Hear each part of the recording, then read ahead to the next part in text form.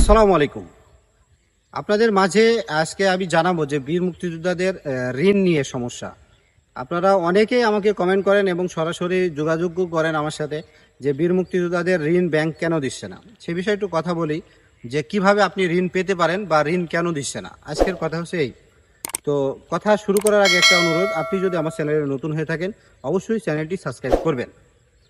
প্রথম কথা হচ্ছে ঋণ কেন দিচ্ছে না। ঋণ মন্ত্রণালয় থেকে পাস করা আছে, মন্ত্রণালয় থেকে আগেই পাস করা ছিল। বিগত যে সরকার ছিল সেই সরকারের আমল থেকেই যেভাবে দিচ্ছিল এখনও সেই প্রসেসই আছে। এটা কিন্তু নতুন সরকার এসে থামিয়েও দেয়নি এবং কিছুই করেনি, সেইভাবেই প্রসেসগুলো চলমান। কিন্তু ব্যাংক ভয় পাচ্ছে যে কখন কি হয় মুক্তিযোদ্ধাদের ঠিক নাই, যার কারণে ব্যাংক কিন্তু নিজের ইচ্ছা এটা বন্ধ রেখেছে। তাছাড়া সরকার কিন্তু ঋণের সিস্টেমটা মানে ঋণ প্রসেসগুলো বন্ধ রাখেনি। ঋণ আগের নিয়মেই আছে, আগের মতোই কাগজপত্রগুলো দিলে আপনি ঋণ পাবেন, কোনো সমস্যা নেই এতে। এখন আসেন যে ঋণ আপনি কিভাবে পাবেন।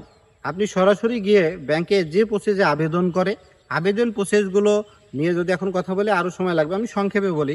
সেটা হচ্ছে একজন বীর মুক্তিযোদ্ধা যদি নিজে হয় তার হচ্ছে অনলাইন কপিগুলো এমআইএস এবং গেজেট যে যে তালিকাগুলো আছে, ভারতীয় তালিকা, মুক্তিযোদ্ধার তালিকা, সব তালিকাগুলো সে নেবে।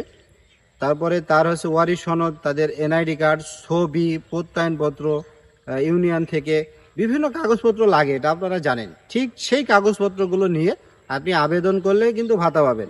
এখন কথা হচ্ছে এই যে সরকার যে দিচ্ছে না, আবার এখন যদি আবেদন করে দিয়ে দেয়, বিষয়টা এরকমও নয়। তারা হচ্ছে প্রথমে বিষয়টা বলছিল যে এটা বন্ধ আছে, দিবে না। কিন্তু এখন আপনি ব্যাংকে গিয়ে চেষ্টা করেন, তাদেরকে বলেন, ব্যাংকে যারা অফিসার আছে, ম্যানেজার আছে, তাদেরকে বিষয়টা একটু রিকোয়েস্টের সাথে বললে কিন্তু দিবে। কারণ এখনও তাদের ভিতর সংখ্যা কাটেনি, যার কারণে তারা দিতে চাচ্ছে না। কিন্তু আপনাদের নামে আপনাদের জন্য বরাদ্দ কিন্তু ঋণ এখনও আছে।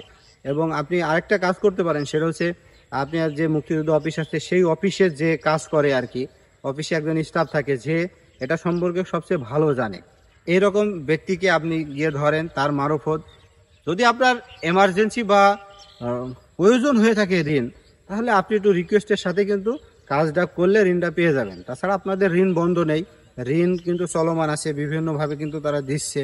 ব্যাংকের ম্যানেজারের সাথে কথা বললে আপনারা ঋণটা পাবেন। কিন্তু মন্ত্রণালয় থেকে কোনো বন্ধ করা নাই, কেউ নাই। যেগুলো নমিনি লাগে সেই সব সিস্টেমে এখন পর্যন্ত ঋণ চলমান রয়েছে। তো যাই হোক, আমার ভিডিও থেকে আপনার যদি একটু উপকার হয় তাহলে অবশ্যই একটু কমেন্ট করে জানাবেন। আর যদি ফালতু মনে হয় তাহলে তো কিছুই করার নেই, তবে আমি যতটুকু জানি আপনাদের মাঝে জানানোর চেষ্টা করি।